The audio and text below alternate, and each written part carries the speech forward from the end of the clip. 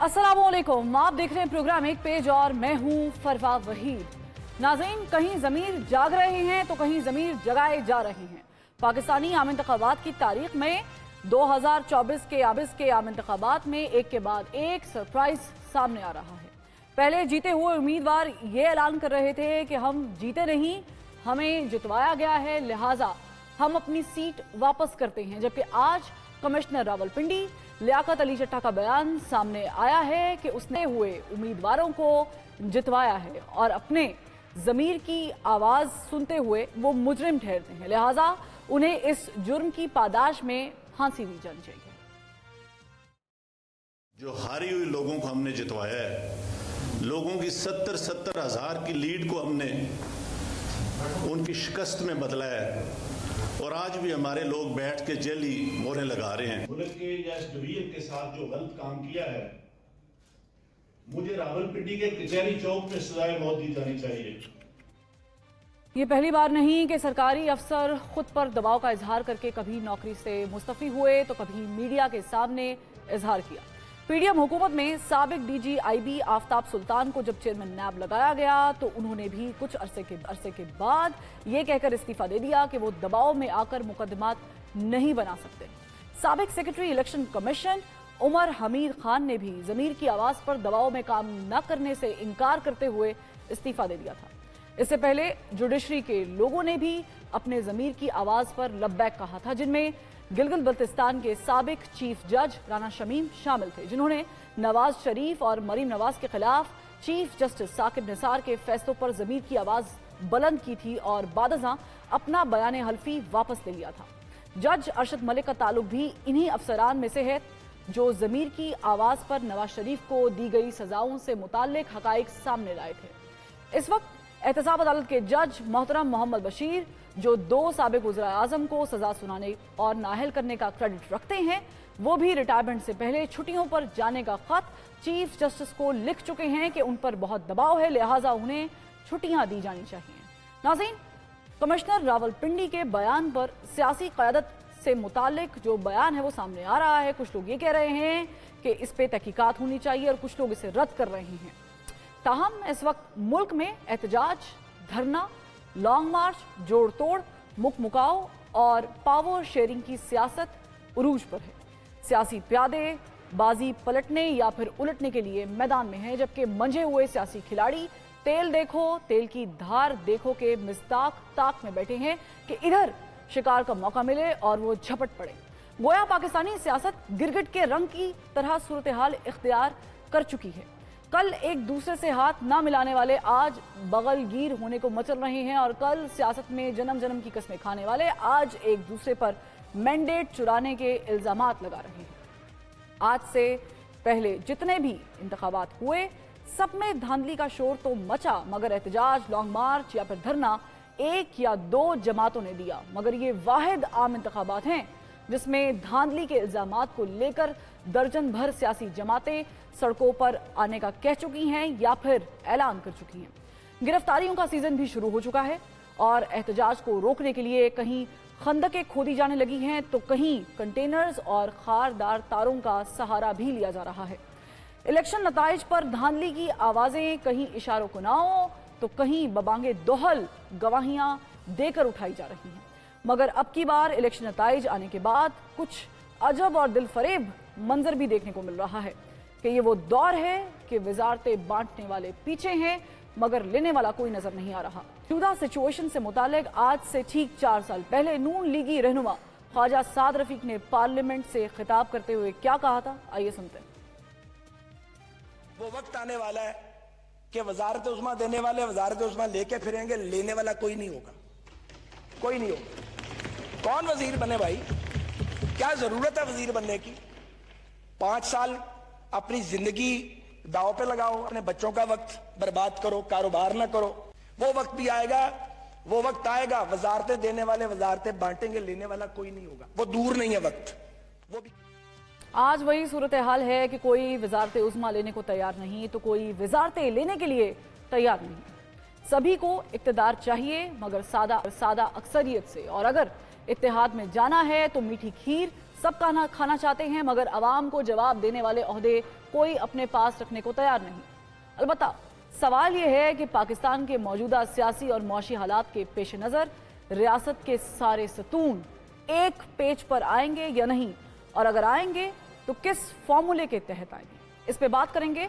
हमें ज्वाइन किया है पाकिस्तान मुस्लिम लीग नून के सीनियर रहनुमा डॉक्टर आसिफ किरमानी साहब ने। सर बहुत शुक्रिया, आपने वक्त निकाला। सब ये फरमाइएगा कि आज जो कमिश्नर रावलपिंडी का बयान सामने आया है और उसके बाद जो रिएक्शंस मुख्तलिफ सामने आ रहे हैं, आपको ये मामला इतना ही सादा लग रहा है जितना नजर आ रहा है? बिस्मिल्लाहिर्रहमानिर्रहीम। शुक्रिया फरवा बीबी। देखिए, अभी आपने ज़मीर की बात की और मैं समझता हूँ कि ये पता नहीं ये किस जिन्स का नाम है ये ज़मीर। जब सोई रहती है तो सोई रहती है लंबी तान के, फिर अचानक हड़बड़ा के ये उठ बैठती है और ये इस किस्म की बातें करने शुरू कर देते हैं। जो आज कमिश्नर रावलपिंडी ने बात की है, उन्होंने इल्ज़ामात लगाए हैं और कुछ इंकशाफात भी किए हैं। तो मैं इस पर कोई लंबी चौड़ी बहस में नहीं जाना चाहता। मैं सिर्फ ये ज़रूर अर्ज करूँगा कि उन इल्ज़ामात की जो नौयत है वो बहुत संगीन और संजीदा है और इस पर छानबीन की ज़रूरत है मुकम्मल, और उसका आगाज़ जो है कमिश्नर रावलपिंडी से किया जाए, और अगर कोई उनके पास सबूत हैं तो उनको सामने लाने चाहिए थे। जहाँ तक मैंने अभी तक देखा है, सिर्फ उन्होंने हवा में तलवार चलाई है, कोई सबूत नहीं लेके आए। इससे मुझे वो याद आ गया 2013 में एक होते थे मौलवी साहब, क्या नाम था उनका, अफजल के क्या, वो भी इस किस्म का एक निकाल रहे थे जेब में से बिल्ली या कबूतर कि जी वो धांधली हुई, और जब अदालत ने उनको कहा कि सबूत लाएं तो उन्होंने माफी मांग ली, जी मेरे पास सबूत कोई नहीं है। सो इसकी थॉरोली इन्वेस्टिगेशन होनी चाहिए, क्योंकि कमिश्नर के इस बयान से मामलात जो पहले ही गंभीर तर हैं, ऑलरेडी कोई भी पार्टी जो है वो इस वक्त मरकज में हुकूमत बनाने को तैयार नहीं है। ऐसे हालात में जहां इंतखाबात के बारे में आवाजें उठ रही हैं और दोनों तरफ से उठ रही हैं, यानी जो जीता है। साहब आपको लगता है कि कमिश्नर ने जो बयान दिया है और जिस तरीके से दिया है, किसी अंदरूनी वजह से दिया है? देखिए, मैं इस बारे में कोई बात नहीं हतमी कह सकता। इसका जो सही जवाब है कि कमिश्नर साहब ने, जाहिर है मेरा ख्याल है उन्होंने खुद कहा है कि मैं पुलिस की कस्टडी में हूं या जा रहा हूं, तो मेरा ख्याल है कि ड्राइंग रूम की सैर हो जाएगी तो सारा सच का सच, दूध का दूध, पानी का पानी बाहर आ जाएगा। लेकिन मैं कुछ और अर्ज करना चाह रहा था कि ये ऐसे इलेक्शन हुए हैं जिसमें जो जीता है वो भी सर पकड़े बैठा है, जो हारा है वो भी सर पकड़े बैठा है। और होना ये चाहिए कि अपना अपना सर ना पकड़े हमारे जो कौमी क़यादतें हैं, ये सर जोड़ कर बैठें। ये पाकिस्तान की बका का मामला है। ये this is not an joke के भाई ये क्या इसको कहते हैं इलेक्शन है जी, हमने जी हुकूमत नहीं बनानी। हर कोई अपने अपने कंफर्ट जोन में गवर्नमेंट बनाने को तैयार है। बलूचिस्तान हो, सिंध हो, केपीके हो, पंजाब हो, तो मुझे बताएं कि मरकज में हुकूमत बनाने को तैयार कोई नहीं, हाथ डालने को तैयार कोई नहीं। तो ये एक हेडलेस गवर्नमेंट किस किस्म की होगी? ठीक है डॉक्टर साहब, आप बिल्कुल वजह फरमा रहे हैं, हम इस पे भी बात करेंगे। ज़ाहिर है सियासत पर बात करना ज़रूरी है क्योंकि मुल्क में इस वक्त पॉलिटिकल इंस्टेबिलिटी बड़ी ज़्यादा है। लेकिन ये जो आज मेरे सामने जो रिपोर्ट पड़ी है हसास इदारों की और जो मंजर आम पर आई, आपकी नज़र से अगर गुजरी होगी तो इस रिपोर्ट के मुताबिक जो कमिश्नर रावलपिंडी थे लियाकत अली चट्टा साहब, उनके मरासिम बताए जा रहे हैं साबिक वज़ीर आला पंजाब के साहबजादे हमजा शहबाज के साथ, और कुछ हल्के ये भी कह रहे हैं कि शायद ये मुस्लिम लीग नून के तरफ से जो है एक कार्ड हो सकता है जो खेला गया। मेरे इल्म में कोई ऐसी बात नहीं, और मैं इन साहब को जानता तक नहीं, ना आज तक इनसे मिला हूं। मुझे नहीं मालूम इनके कहाँ रवाबित थे, किससे राब्ते थे, मुझे इस बारे में मैं बिल्कुल ला इल्म हूँ। मैं ये सिर्फ कहना चाह रहा हूँ कि जो एक तो पॉलिटिकल पोलराइजेशन हुई है ना, ये ब्यूरोक्रेसी भी पोलराइज हो चुकी है, और ये खुद लोग जो हैं ये जाके अफसरशाही जिसको कहते हैं ये खुशामदी बन जाते हैं अफसरों जाके हर हुकूमत के, और उनसे अपने जाती रवाबित पैदा करने की कोशिश करते हैं। जो गवर्नमेंट सर्वेंट है, पब्लिक सर्वेंट है, उसका ये काम नहीं है कि वो किसी भी जमात के सियासतदानों का अलाकार बने, कोई भी हो। तो जब वो ऐसी हरकतें करेंगे तो फिर जाहिर आप खुद बताइए उनकी क्या क्रेडिबिलिटी रह जाएगी। हैविंग सेड दैट, मैं ये समझता हूँ कि इस मामले की छानबीन होनी चाहिए, और उन्होंने बहुत बड़ी बात कही है, और अगर ये अपना इल्जाम साबित नहीं कर सकते तो फिर इनको कड़ी से कड़ी सजा मिलनी चाहिए। ٹھیک ہے، چلے آپ نے تو سزا کا مطالبہ کر دیا ہے، ہم اس بات کو پریڈکٹ بھی نہیں کر سکتے، ہو سکتا ہے کہ وہ واقعی ان میں نے کی تو کہا ذہنی دباؤ، ذہنی حالت ٹھیک نہ ہو، لیکن ان کے الزامات درست نہیں ہیں، اگر انہوں نے صرف یہ ایک مزید اس ملک میں ہجان پیدا کرنے کی کوشش کی اور ان کے پاس ثبوت نہیں ہے، تو پھر میں کہتا ہوں کہ پھر ان کو ضرور قانونی کارروائی ان کے خلاف ہونی چاہیے۔ ٹھیک ہے، لیکن یہ بات کہنا ڈاکٹر صاحب، یہ بات کہنا اور خاص کر کے نگران وزراء کی طرف سے یہ بات سامنے آنا کہ ان صاحب کی دماغی حالت ٹھیک نہیں تھی، اس کا تعین کیسے کیا جائے گا کہ اگر دماغی حالت ٹھیک نہیں تھی، اگر واقعی ٹھیک نہیں تھی اور میڈیکیشنز پہ تھے جو کمشنر راولپنڈی ہیں، تو پھر اتنی بڑی رسپانسبلٹی کے اندر انگیج کرنا جنرل الیکشن آف پاکستان 2024، آپ سمجھتے ہیں کہ یہ بڑا مضحکہ خیز موو تھا؟ دیکھیے اس کے تو بڑے، اب آپ کے ہر شہر میں ماشاءاللہ کوالیفائڈ ڈاکٹر سائیکائٹرسٹ موجود ہیں، اور اگر وہ کہتے ہیں لوگ کہ ان کو ڈپریشن کے مریض تھے، اور ڈپریشن کے جو مریض ہوتے ہیں، بینگ اے ڈاکٹر آئی نو کہ اس میں ظاہر ہے ان میں ٹینڈنسی ہوتی ہے سوسائڈل، لیکن یہ ساری چیزیں جو ان سی ہیں ان کو تو پھر کسی ڈاکٹر سے معائنہ بھی ان کا کرانا چاہیے کہ کیا یہ فٹ فار دا جاب تھے کہ نہیں تھے۔ یہ ساری چیزیں پروو کرنے والی ہیں، چونکہ ایک پنڈورا باکس کھل گیا ہے، تو اس کی میں تو یہی سمجھتا ہوں کہ ان کو ثبوت لانے چاہیے تھے ساتھ، انہوں نے جتنی بھی ٹھیک ہے، گفتگو ثبوت آج دونوں کی طرف ہے۔ سے لانے پڑیں گے، جو یہ کہہ رہے ہیں کہ ان کی دماغی حالت ٹھیک نہیں ہے، اور پھر ظاہر ہے کہ ان کو بھی اپنے ڈیفنس میں لانے پڑیں گے ثبوت۔ ڈاکٹر صاحب، سیاسی منظرنامہ بڑا گرم ہے، پاکستان پیپلز پارٹی اور نون لیگ کی ایک ملاقات ہوئی ہے، اور ملاقات میں ایک سجیشن رکھی گئی نون لیگ کی طرف سے، اور وہ یہ تھی کہ تمام جو جماعتیں ہیں جو اتحاد کریں گی وہ سب وزارتیں لیں، جس پہ پاکستان پیپلز پارٹی نے ایبسولوٹلی ناٹ کہہ دیا ہے۔ یہ کیا کرنے جا رہی ہے پاکستان پیپلز پارٹی نون لیگ کے ساتھ؟ دیکھیے اس وقت کوئی بھی جماعت، بدقسمتی سے جو یہ مینڈیٹ آیا ہے، سپلٹ ایک مینڈیٹ آیا ہے، اس میں کوئی بھی جماعت جو ہے وہ میں کہوں گا کہ اس میں وہ اس چیلنج کو قبول کرنے کے لیے مرکز میں بات کر رہا ہوں، وفاق میں وہ آمادہ نظر نہیں آتی ہے۔ تو مجھے یہ بتائیے کہ اگر وفاق میں کوئی بھی تیار نہیں ہوگا ہاتھ ڈالنے کے لیے، حکومت بنانے کے لیے، تو پھر وہاں کیا کسی ایڈمنسٹریٹر سے کام چلائیں گے؟ دیکھیں نا، اس وقت ضرورت اس امر کی ہے، میں یہ سمجھتا ہوں کہ اس وقت تمام سیاسی اختلافات سائڈ پہ رکھ کے فی الحال اپنی ٹاپ پرائیورٹی جو ہے وہ پاکستان کو رکھیں۔ پاکستان کی مشکلات ہیں، مہنگائی، غربت، بے روزگاری ہے، لوگ مڈل کلاس تیزی سے ختم ہو رہی ہے، جو doctors, engineers, lawyers, technocrats, M B B S produce کرتی ہے، M B A pass produce کرتی ہے، وہ جاب لیس پھر رہے ہیں۔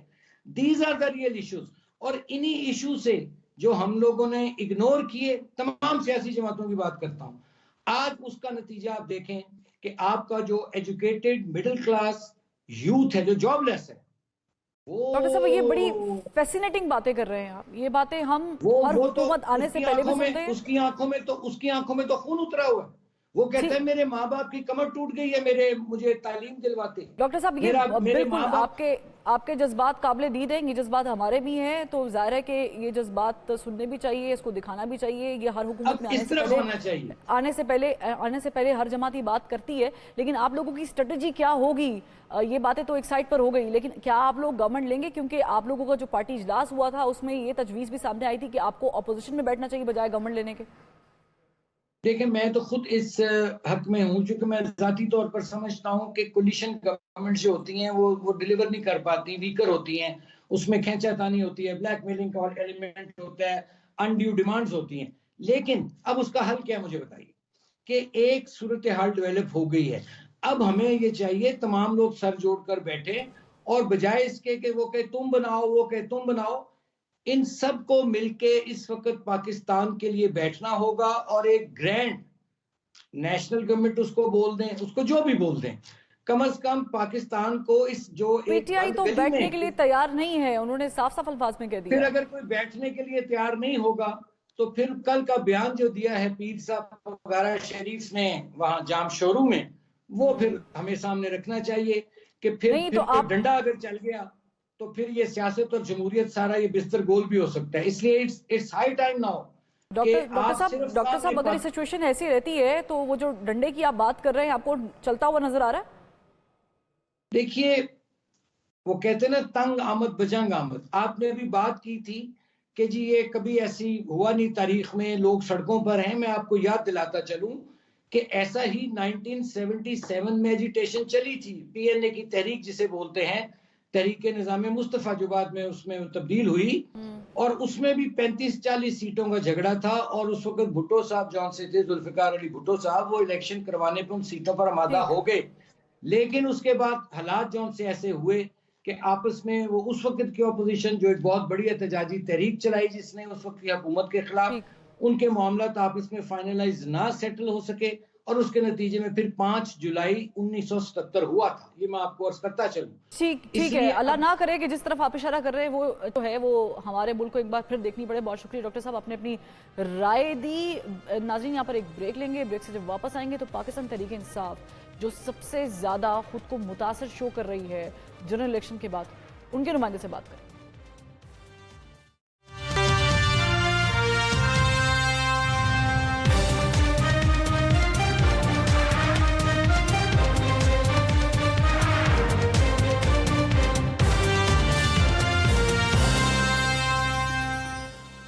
بریک کے بعد ہمیں جوائن کیا ہے پاکستان تحریک انصاف کے رہنما اون عباس بپی صاحب نے. سر بہت شکریہ وقت دینے کا. اون عباس بپی صاحب، آج جو یہ سارا معاملہ ہوا ہے، وقوع ہوا ہے جو کمشنر پنڈی کی جانب سے، یہ تو آپ کے موقف کی تائید ہو گئی؟ بسم اللہ الرحمن الرحیم، اعوذ باللہ من الشیطان الرجیم، بسم اللہ الرحمن الرحیم. بی تائید نہیں، تائید سے آگے کچھ ہو گیا. آپ دیکھیں، مطلب میں حیران ہوں، لوگ اس بیچارے کے اوپر تنقید کر رہے ہیں. اس وقت تک جو میری اطلاعات کے مطابق ہے، کمشنر صاحب غائب ہیں، ان کو گرفتار کر لیا گیا ہے، اور اپیرنٹلی وہ مطلب اس وقت کہیں غائب ہو چکے ہیں.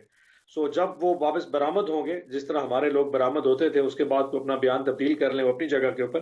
لیکن جس طرح کا نیریٹو اس بیچارے کے والے سے بلڈ کیا جا رہا ہے، سب سے پہلا جو نیریٹو یہ کہا گیا کہ کمشنر کون ہوتا ہے جی؟ آر او، مطلب آر او کے ڈیسیژن کرنے والا. بھائی کمشنر ایک ڈویژن کا سربراہ تھا، اس کے نیچے 4 ڈی سی اوز تھے جو کہ ریٹرننگ آفیسرز تھے.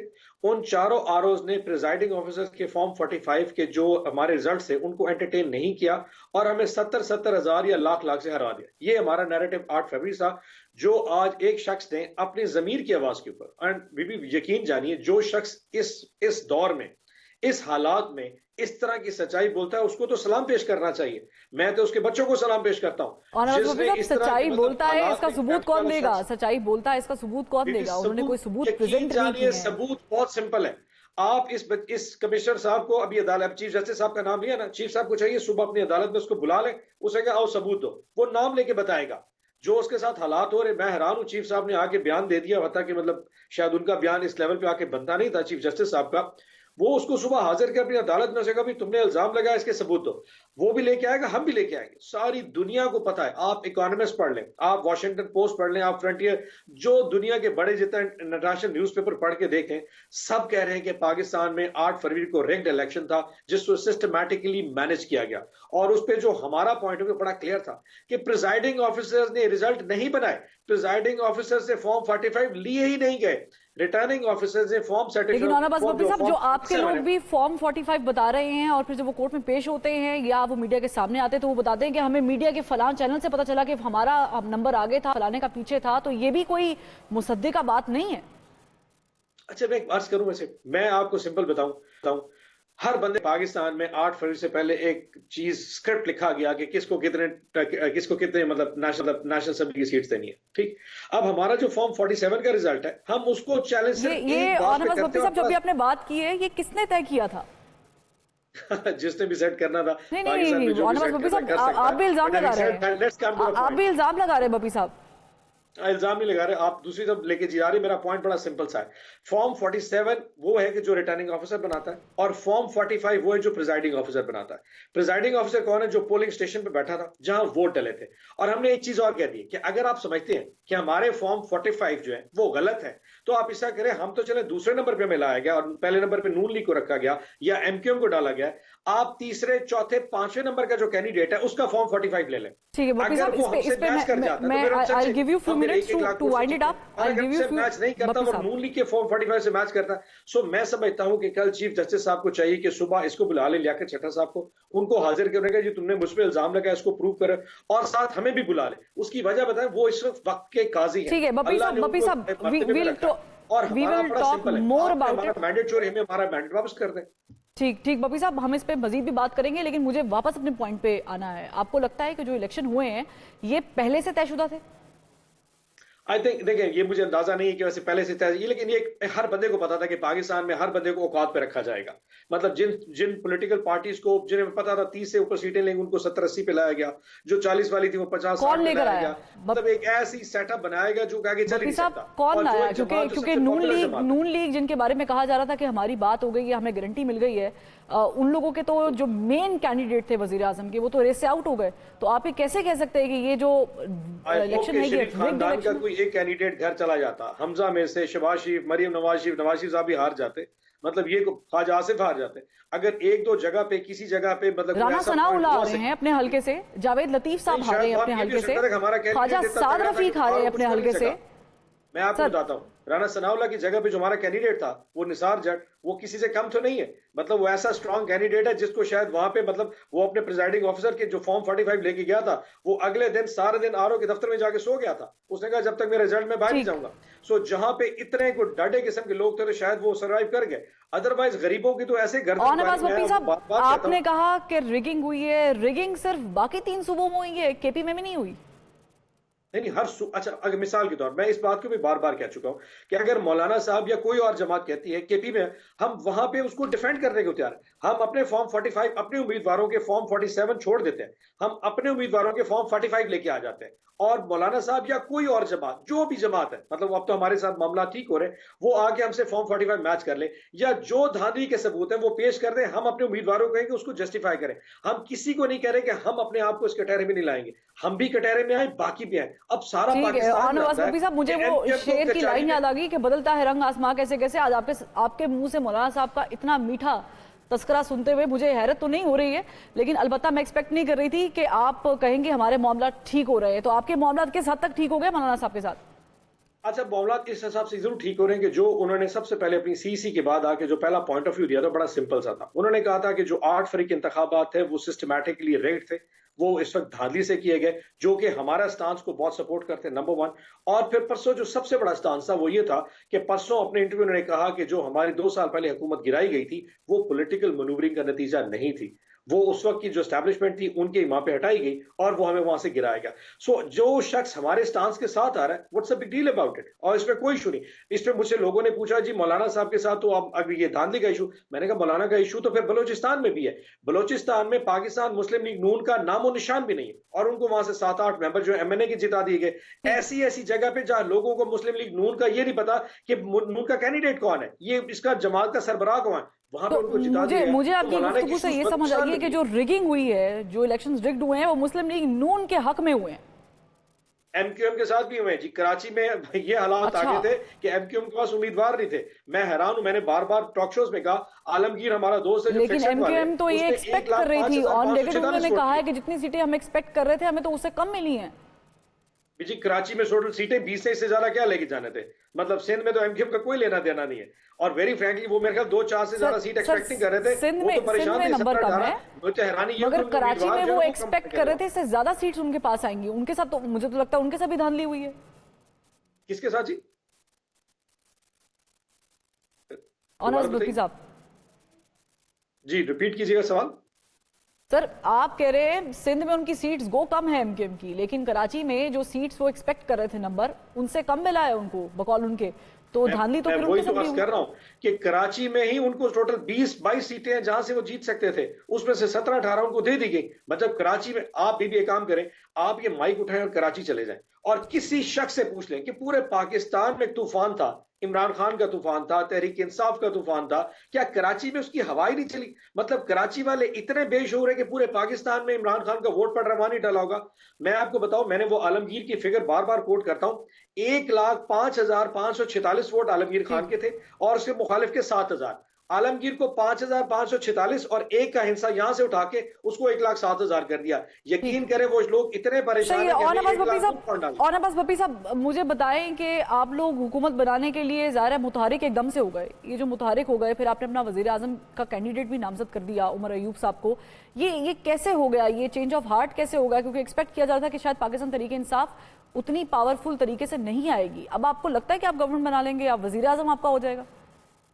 अच्छा एक बार, गवर्नमेंट वेरी फ्रैंकली हमारे लिए बड़ा सेकेंडरी इशू है। बार बार लोग पूछते हैं कि क्या आप गवर्नमेंट बनाने जा रहे हैं। हम गवर्नमेंट बनाने में इतने इंटरेस्टेड नहीं है जितना अपना मैंडेट वापस लेने में इंटरेस्टेड है।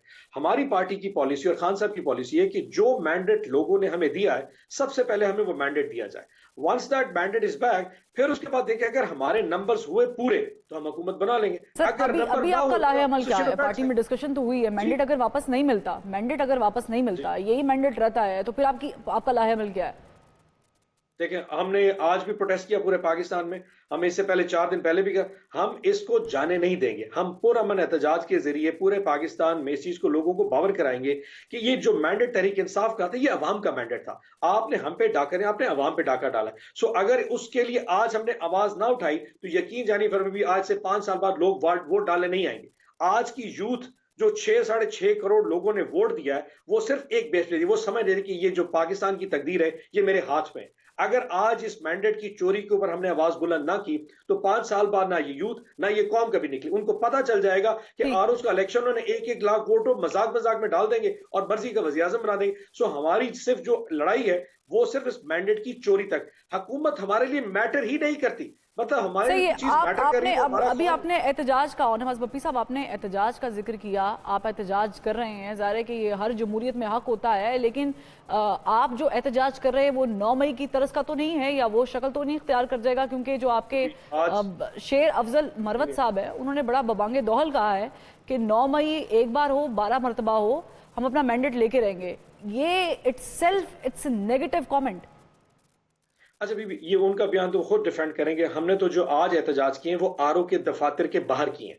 अगर आप इस्लामाबाद का जो एहतजाज वो भी F9 पार्क में था, और पूरे पाकिस्तान में जितने एहतजाज हुए वो नॉर्मली या कचहरी के बाहर हुए या आरओ के दफातर के बाहर हुए, या लाहौर में अगर जो बड़ा वो मॉल रोड पे हुआ है। सो ये ऐसी जो मतलब देखिए, क्या हमारा एज ए पाकिस्तानी पुरअमन एहतजाज करना क्या हमारा हक नहीं है? और ऐसी जगहों पे जाके एहतजाज करना जहां हमारा मैंडेट चोरी है, इसमें कौन सी गलत बात है? अब उसको कोई गलत पैराए में लेके चला जाए, ये कर रहे हैं वो कर। देखिए, अगर आप समझते हैं कि आप थप्पड़ भी मारे और हमें रोने ना दें, that won't work, that you have to accept it. और लियाकत चट्टा ने जो किया है ये इतना बड़ा काम है। देखिए, एक सरकारी ऑफिसर इतना बड़ा रिस्क नहीं लेता जो उसने कर दिया। और मैं ये समझता हूं कि पाकिस्तान में ऐसे शायद कई 100 सैकड़ों के हिसाब से आरोज होंगे जिनकी कॉन्शियस पे ये बोझ होगा, लेकिन खौफ से बाहर नहीं आ सकेंगे, जिन्होंने उस रात को ये काम किया कि फॉर्म 47 अपनी मर्जी से बनाने शुरू कर दी। सो ये काम पाकिस्तान में किसी न किसी तो एक्सपोज करना है। सो पूरा में एहतजाज ये वाहिद तरीका है पाकिस्तान में। हमने व्हाइट पेपर भी शाया किया, हमने इस वक्त इस्लामाबाद में तमाम उम्मीदवारों को बुलाया, हमने इंटरनेशनल मीडिया बुलाया और उनको बताया कि ये हमारे पास फॉर्म 45 है और इंटरनेशनल मीडिया एक्सेप्ट करता है। बिल्कुल आपने इंटरनेशनल मीडिया बुलाया, आपने एहतजाज रिकॉर्ड कराया, फिर आपने अमेरिका से आपने अमेरिका से अपील करने का भी कहा। ये वही अमेरिका है जिससे पहला बयानिया जब इमरान खान साहब की गवर्नमेंट गई थी तो ये था कि अमेरिका से साजिश हुई है। आज आप अमेरिका से मदद मांग रहे हैं। It's okay, it's a change of heart in situation, कोई मसला नहीं है। लेकिन नवाज बप्पी साहब, आपकी स्ट्रेटजी क्या होगी? मौलाना फजल रहमान के पीछे सफबंदी करेंगे आप या किसी और के पीछे? अच्छा, मैं थोड़ा सा बता दूं, ये जो पॉलिटिकल स्ट्रैटेजी है इसमें 3-4 किस्म के हमारे पास ऑप्शंस मौजूद हैं। इंशाल्लाह आपको कल या परसों तक नजर आ जाएगा कि हम नेशनल असेंबली में या सूबाई असेंबली में किसको ज्वाइन करते हैं। बट हैविंग सेड दैट, हमारे मुज़ाकरा तकरीबन तमाम पॉलिटिकल जमातों से चल रहे हैं जो हमारे बयानी की हिमायत करते हैं, चाहे उसमें जमात इस्लामी है, चाहे जमीयत उलमा इस्लाम है, उसमें आफ्ताब शेरपाव साहब की जमात है, और उसमें और भी पॉलिटिकल पार्टीज हो सकती हैं। सो हम सबसे राब्ता करेंगे। जो हमारे साथ ज्वाइन हैंड्स करना चाहेगा इस पूरी हमारे एहतजाज में, हमारी इस पूरी स्ट्रगल में, हम उनको कैरी करेंगे। अल्टीमेटली पॉइंट पार्टी के साथ राब्ता करेंगे। अच्छा, ये एक चीज अभी टेबल पे नहीं है। उसकी वजह सिंपल है कि हमने जब लोगों से वोट लिया था उसमें हमारा नैरेटिव बड़ा सिंपल था कि इन तमाम जमातों के खिलाफ हम लोगों से वोट लेके आए थे। आप कम से कम तहरीक इंसाफ से एक चीज जरूर एक्सपेक्ट कीजिए, हम पॉलिटिकल कॉम्प्रोमाइज तो कर सकते हैं, प्रिंसिपल्स पे कॉम्प्रोमाइज शायद ना कर सके। सो लोगों ने हमें मैंडेट जो दिया था वो इन जमातों के खिलाफ दिया था। सो अभी तक peoples party is not on the cards, लेकिन at the end of the day core committee और खान साहब का फैसला हो सकता है अगर वो जाना चाहें। नथिंग इज नॉट मतलब इम्पॉसिबल, आगे फ्यूचर में कुछ भी हो सकता है। एज ऑफ टुडे अभी तक पीपल्स पार्टी के साथ मामला तय। लेकिन मैंने फिर कहा, हम अगर तो गवर्नमेंट बनाने के लिए इतना ज्यादा उतावले हो तो फिर तो सेंस बनती है कि हम किसी जमात में आ जाए। हमारा गवर्नमेंट बनाना ऑप्शन नहीं, हमारा है अपना मैंडेट वापस लिया जाए, अपने नंबर्स पूरे किए जाए। ऑपोजिशन में जाएंगे, अगर गवर्नमेंट बनाने के लिए इंटरेस्टेड नहीं है ऑपोजिशन में जाएंगे। اگر گورنمنٹ نہیں بن سکتی، اگر ہمارا مینڈیٹ مل گیا اور ہماری گورنمنٹ، تو ہم اپوزیشن میں بیٹھ جائیں گے. We let others to survive. ایسا تو کوئی ایشو نہیں کہ پاکستان کو ختم کرنا کوئی ہمارے مقاصد پہ تو نہیں. ہم تو چاہتے ہیں پنجاب کے سینیریو پر بات کر لیتے ہیں. آن عباس بپی صاحب، پنجاب میں آپ لوگوں نے اسلم اقبال صاحب کو نامزد کیا ہے سی ایم کی سیٹ کے لیے کینڈیڈیٹ کے طور پر. اسلم اقبال صاحب تو روح پوش ہیں کافی عرصے سے، وہ تو نہ سوشل میڈیا پر ہیں نہ میڈیا پر ہیں. آپ نے ایک ایسا کینڈیڈیٹ کیوں چنا جو منظر عام پر ہی نہیں؟ اچھا، ایک بار اسلم اقبال ہماری پارٹی کا سب سے سینئر کارکن ہے، اینڈ ویری فرینکلی وہ سینئر منسٹر بھی تھے جس وقت ہماری بزار صاحب کی گورنمنٹ چل رہی تھی. پھر جب پرویز الہی صاحب کی گورنمنٹ آئی اس میں بھی وہ سینئر منسٹر کے طور پہ کام کرتے. سو ان کا تجربہ as more than any one else at this point in time in this ہماری اس جو ہماری وہاں پہ لیگ آئی ہے. باقی بہت سارے ایسے ہمارے امیدوار ہیں جو یا پارٹی چھوڑ گئے یا چلے گئے. آپ نے تو بزدار عثمان بزدار پلس کا بھی تجربہ کیا تھا. Most of all. اچھا، یہ ایک اور کریں تو پھر تو بہت سارے ایشوز اور بھی ہیں. اگر وہ بیچارے اس وقت رپوش ہیں تو اس کی ریزنز بھی تو ہوں گی نا. تو انشاءاللہ جب الیکشن ہوگا ہم نمبر گیم میں آگے آ جائیں گے تو وہ بھی باہر نکل آئیں گے اور فیس کر لیں گے. اس ٹائم کے اوپر ان کا رپوش ہونا ان کی اپنی سیکیورٹی کے لیے بہت بہتر ہے. بائی دی وے ٹھیک ہے، بہت شکریہ. آن عباس بپی صاحب اپنے وقت نکالا. انہوں نے کہا چھوٹی کے لیے ان کا روح پوش ہونا بہت ضروری ہے. ایک ایسے کینڈیڈیٹ کا روح پوش ہونا، اس کو ڈیفینڈ کر رہے ہیں آن عباس بپی صاحب، جو منظر عام پر تو نہیں ہے لیکن چیف منسٹر پنجاب بننے کے کینڈیڈیٹ ہیں. اب دیکھنا یہ ہوگا کہ پاکستان تحریک انصاف جس ولولے کے ساتھ سڑکوں پر ہے، اسمبلی پر بھی ہوگی یا پھر اپوزیشن میں یا پھر گورنمنٹ میں. ایک بریک لیتے ہیں، بریک سے پھر واپس آتے ہیں. ہمارے ساتھ رہیے گا.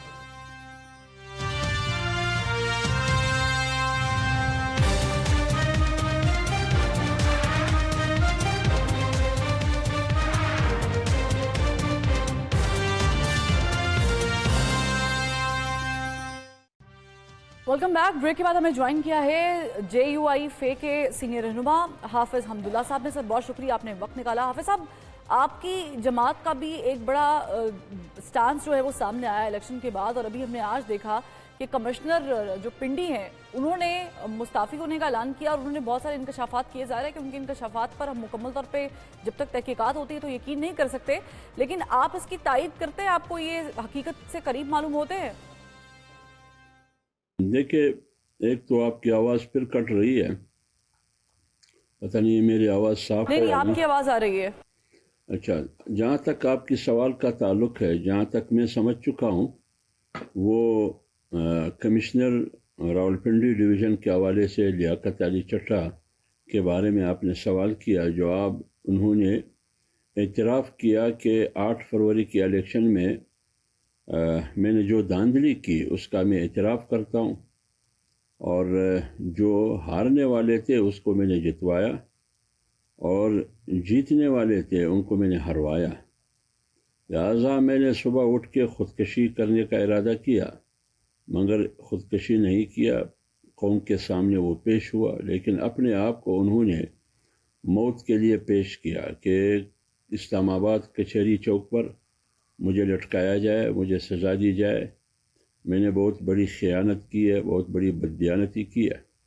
میں تو کہہ رہا ہوں کہ ہونا تو یہ چاہیے تھا کہ اسی وقت جب ان پر پریشر تھا، ان کو پریشرائز کیا گیا کہ آپ نے یہ دھاندلی کرنی ہے، تو اس وقت انکار کرنا چاہیے تھا. لیکن دیر آید درست آید، میں ان کی اس ہمت اور غیرت کو خراج تحسین پیش کرتا ہوں.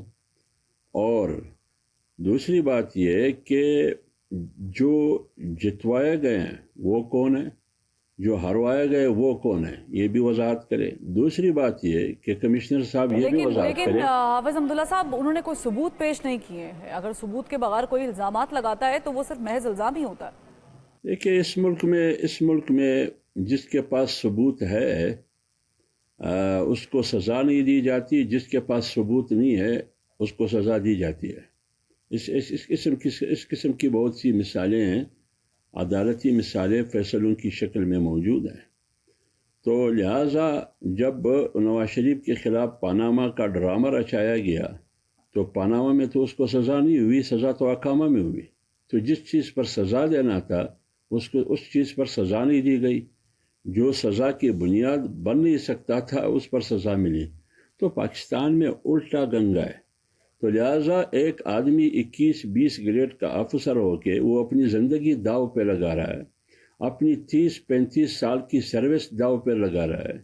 وہ اپنے بچوں کو یتیم کرنے کے لیے اپنے آپ کو موت کے لیے پیش کر رہا ہے. اس بنیاد پر کہ ان کی غیرت، ان کی ضمیر جاگ چکی ہے، تو اس سلسلے میں بنیادی حق یہ ہے کہ اس کو بنیاد بنا کر سپریم کورٹ سوموٹو لے اور پورے ملک کی الیکشن کو کالعدم قرار دیا جائے۔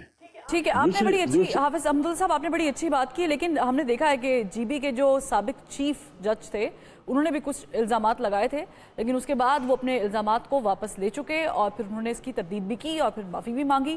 اس کے علاوہ ہمیں ایک دو اور مثالیں ملتی ہیں ہمارے ملک میں جو الزامات لگاتے ہیں پھر بعد میں کہتے ہیں ہم سے غلطی ہو گئی، شاید ہماری کنڈیشن ٹھیک نہیں تھی۔ لیکن آپ نے ایک بڑی اہم بات کی، آپ نے کیا اگر وہ بر وقت بتاتے تو اس کا جو تاثر ہے یا اس کا جو ریاکشن یا امپیکٹ ہے وہ کچھ اور ہوتا۔ مولانا صاحب نے بھی پچھلے دنوں کچھ بات کی ہے، اگر وہ بھی وقت پر بتاتے کہ یہ سازش جو طریقے عدم اعتماد کی ہوئی ہے یہ کس کے کہنے پر ہوتی ہے، تو آپ نہیں سمجھتے کہ یہاں پر بھی وہ رول اپلائی ہوتا ہے جو ابھی آپ نے کہا ہے؟ دیکھیے، آپ کی سوال میں صحیح طور پر نہیں سمجھ سکا، ویسے میں بات کرتا ہوں، آپ کا سوال میں نہیں سمجھ سکا، اگر آپ دوبارہ دہرائیں تو مناسب ہوگا۔ لیکن ایک بات میں ریپیٹ کر دیتی ہوں، میں نے سوال یہ کیا ہے کہ آپ نے ٹائمنگ کا ایک بڑا اچھا کلیہ نکالا ہے کہ ٹائمنگ بڑی امپورٹنٹ ہوتی ہے، اس کا امپیکٹ بہت پڑتا ہے۔ آپ نہیں سمجھتے مولانا فضل الرحمان صاحب بھی اگر جو وہ بات کر رہے ہیں کہ تحریک عدم اعتماد جنرل فیض اور جنرل باجوان لے کر آئے، ان کے کہنے پر لے کر آئے تحریک عدم اعتماد، یہ بات وہ بھی اس وقت کہہ دیتے تو آج اس کا امپیکٹ کچھ اور ہوتا؟ مولانا صاحب نے بھی تو بڑی دیر بعد یہ بات کہی اور بغیر ثبوت کے۔ نہیں، آپ نے بات کہاں سے کہاں لے گئی، مولانا کی اور تحریک عدم اعتماد کی طرف آپ لے گئی۔ ایک بات میں اس سے ہٹ کر یہ کہوں گا ماضی کے سوال کے ساتھ کہ کمشنر صاحب نے جو بات کی انہوں نے جمعیت علماء اسلام کی اور مولانا صاحب کی بات اور ان کی موقف کی تائید کی کہ ملک میں دھاندلی ہوئی ہے، ایک ذمہ دار آفیسر اقرار اور اعتراف کرتے ہوئے۔ جہاں تک تحریک عدم اعتماد کی بات کی آپ نے ٹائمنگ کی، کہ مولانا صاحب کو اس وقت کہنا چاہیے تھا کہ جب تحریک عدم اعتماد پیش ہو رہا تھا، اس وقت مولانا نے کیوں بات نہیں کی کہ فلان نے یہ کہا اس لیے ہم تحریک عدم اعتماد ہم نے منہ کی۔ دیکھیں، یہ مولانا صاحب کی بات آپ کے سامنے انہوں نے کل رات بھی وضاحت کی مختلف چینلز پر۔ میں یہ کہنا چاہتا ہوں کہ میں پی ڈی ایم کا اسپوکس مین تھا، پی ڈی ایم کے اندر بات یہ چلی تھی کہ آیا ہم نے استعفوں کے آپشن پہ جانا ہے یا تحریک عدم اعتماد کے آپشن پہ عمل کرنا ہے۔ پیپلز پارٹی کی رائے یہ تھی، بلکہ وہ بضد تھی پیپلز پارٹی، کہ تحریک عدم اعتماد میں جانا ہے۔ ہماری رائے یہ تھی جے یو آئی کی اور پی ایم ایل این کی کہ نہیں، پہلے استعفوں کی آپشن، کیونکہ ہمارا موقف یہ تھا کہ 26 نکات میں بنیادی نقطہ یہ تھا کہ اسٹیبلشمنٹ سیاست میں مداخلت نہ کرے، ان کی مداخلت بند ہونی چاہیے۔ اگر ہم تحریک عدم اعتماد کی طرف جاتے ہیں تو پھر ہمیں اسٹیبلشمنٹ کے پاس جانا ہوگا تاکہ وہ بے ساکیاں جس پر پی ٹی آئی کی حکومت کری ہے وہ ہمارے حوالے کرے، پھر عدم اعتماد کامیاب ہو جائے۔ تو یہ ہمارے موقف میں تضاد ہے اور 26 نکات کے خلاف ہے۔ تو اس لیے اس وقت یہ کیسے کنونس کی گئی پی ایم ایل این کو کہ تحریک عدم اعتماد کی طرف جانا ہے اور کس نے کنونس کی، تو یہ سوالات اپنی جگہ پر ہے، لیکن یہ ابھی گزر چکی ہے۔ میرے خیال میں اس کو ابھی زیر بحث لانا ہی نہیں چاہیے۔ لیکن یہی بات ہے، اگر گزر چکی ہے تو پھر اس کو دوبارہ دہرانے کا مولانا صاحب کا مجھے موقف سمجھ نہیں آیا۔ اگر آپ کے بقول گزر چکی ہے تو اسے جانے دینا چاہیے۔ کیا مولانا فضل الرحمان صاحب کے ساتھ کوئی ایسی بات بھی ہوئی تھی کہ ان کو صدر مملکت کا عہدہ دے دیا جائے گا؟ نہیں، صدر مملکت یہ سب سے پہلے مولانا صاحب کے بارے میں کہ ایوان صدر میں مستقبل میں مولانا صاحب باعث صدر ہوں گے، سب سے پہلے یہ بات میں نے کی اور یہ میری ذاتی رائے تھی، نہ پارٹی کا فیصلہ تھا، نہ کسی پارٹی نے ہمیں شیورٹی دی تھی، گارنٹی دی تھی کہ مولانا صاحب صدر پاکستان ہوں گے۔ میں نے یہ کہا کہ پارٹی الیکشن اگر صاف اور شفاف ہوں گے اور حکومت پی پی کی ہو یا پی ایم ایل این کی ہو، آپ وہ ساٹھ آپ اٹھا کے سنوائے۔ میں نے کہا حکومت پی ایم ایل این کی ہو مستقبل میں یا پی پی کی ہو، صدر پاکستان مولانا فضل الرحمان ہوں گے، لیکن بشرطے کہ الیکشن صاف شفاف غیر جانبدارانہ ہو، فری اینڈ فیئر ہو۔ لیکن یہ جو انتخابات ہوئے یہ تو صاف اور شفاف کیا، یہ تو 2018 جولائی کے جو الیکشن ہے۔ صاف اور شفاف نہیں ہوئے حمداللہ صاحب، تو پھر یہ اس میں کس نے اپنا کردار ادا کیا ہے؟ کیا اگر الیکشن صاف اور شفاف نہیں ہوئے تو پھر اس میں بددیانتی میں یا دھاندلی میں کس نے کردار ادا کیا؟ آپ کی آواز کٹ رہی ہے میڈم. ٹھیک ہے حافظ عبداللہ صاحب، آپ مجھے سن پا رہے ہیں؟ جی آپ تھوڑا زور سے میں بولیے، نے آپ کی سوال یہ آواز کیا کٹ ہے، رہی. جی میں نے سوال یہ کیا ہے کہ اگر یہ الیکشن صاف اور شفاف نہیں ہوئے تو پھر اس میں بددیانتی یا ریگنگ کس نے کی ہے؟ اس میں بددیانتی اور ریگنگ کس نے کیا ہے آپ کو معلوم نہیں ہے؟ نہیں سر مجھے معلوم اگر نہیں میں ہے۔ اگر پوری کہانی شروع کروں پھر آپ بھی برداشت نہیں کر سکے گی، آپ سنسر کریں گے نا، مجھے آپ پتا ہے. کہانی کا آغاز تو کریں۔ نہ آپ کا چینل وہ برداشت کر سکے گی. کس نے 2018 میں ریگنگ کس نے کی؟ مولانا سر صاحب نے سر کہا. آپ حوصلہ رکھیں، حوصلے سے بتائیں، ہم چلائیں گے۔ اگر مولانا صاحب نے کہا کہ 2018 جولائی کے الیکشن میں ریگنگ کے ذمہ دار 2 آدمی ہیں، کس کا نام لیا؟ باجوہ صاحب اور فیض کا نام لیا، اور یہی نام پی ایم ایل این کی قیادت نواز شریف صاحب نے گجرانوالے کے لیکن جلسے سر میں انہوں یہ نے 2 تو نام لیا. بعد میں اپنے یہ بیان سے آج بھی لیا ہے۔ دیکھیں نا، میری بات سنیں نا، یہ کمشنر صاحب نے جو اعتراف کیا ہے اس کے بعد پھر بھی دلیل کی ضرورت ہے. کمشنر صاحب ہمت کریں، یہ بھی بتائیے کمشنر صاحب یہ بھی بتائیے کہ آپ کو کس نے پریشرائز کیا، کمشنر صاحب کو کس نے پریشرائز کیا، آپ کو کس نے دھاندلی کرنے پر مجبور کیا؟ حافظ عبداللہ صاحب آپ کو معلوم ہے ان کو کس نے پریشرائز کیا؟ کمشنر خود کہتے ہیں، کمشنر خود کہہ رہے ہیں، اعتراف کر رہے ہیں کہ مجھے پریشرائز کیا گیا، مجھے مجبور کیا گیا، میں نے اپنے ماتحت آر او اور ڈی آر او کو مجبور کیا دھاندلی کرنے پر، لہٰذا میں معذرت چاہتا ہوں، میں ان سے معافی چاہتا ہوں. یہ خود اپنے زبان سے 20-21 گریڈ کا آفیسر اعتراف کر رہا ہے. حافظ عبداللہ صاحب انہوں نے جو الزام لگایا ہے وہ چیف جسٹس آف پاکستان پہ لگایا ہے، اور ان کا کوئی کردار نہیں ہے الیکشن سے، کوئی تعلق نہیں ہے، بلکہ الٹا انہوں نے تمام سٹیک ہولڈرز کو بٹھا کر جو سماعت کی تھی جس میں الیکشن کی تاریخ طے کی گئی تھی، انہوں نے باقاعدہ سب کو ایک پیج پر لا کر یہ کہا تھا کہ الیکشن کرانے ضروری ہیں، اور الیکشن ہوئے بھی انہی کی وجہ سے ہے۔ آپ کے خیال میں وہ درست ہیں، اور جو آپ بات کر رہے ہیں، آپ نے بھی بات کا آغاز ہی نہیں کیا، آپ نے کہا کہ آپ ٹی وی نہیں چلائے گا، میں آپ کو یہ گارنٹی دے کے کہہ رہی ہوں کہ ہم چلائیں گے بھی، دکھائیں گے بھی، آپ بات کرنے کا حوصلہ تو رکھیں۔ ایک بات ایک لفظ سے مجھے سمجھ آتا ہے کہ آپ نے کیا کہا، اس کا مطلب یہ ہے کہ دھاندلی نہیں ہوئی ہے نا. آپ کی سوال کا مطلب تو یہ کمشنر صاحب جھوٹ بول رہا ہے، ٹھیک ہے، آپ کہتے ہیں کہ جھوٹ بول رہے ہیں، میں کہتا ہوں کمشنر سچ بول رہا ہے، بس ٹھیک ہے. ان کی تحقیقات ہوگی یا نہیں ہوگی یہ اداروں کی مرضی ہے. کس سے تحقیقات کروائیں گے آپ؟ عدلیہ سے تحقیقات کروائیں گے آپ؟ کس عدلیہ سے؟ تاریخ اٹھایا نا، ہمیشہ مارشاء اللہ کو سپورٹ کیا ہے، ہمیشہ انہوں نے قانونیت کو سپورٹ کیا ہے.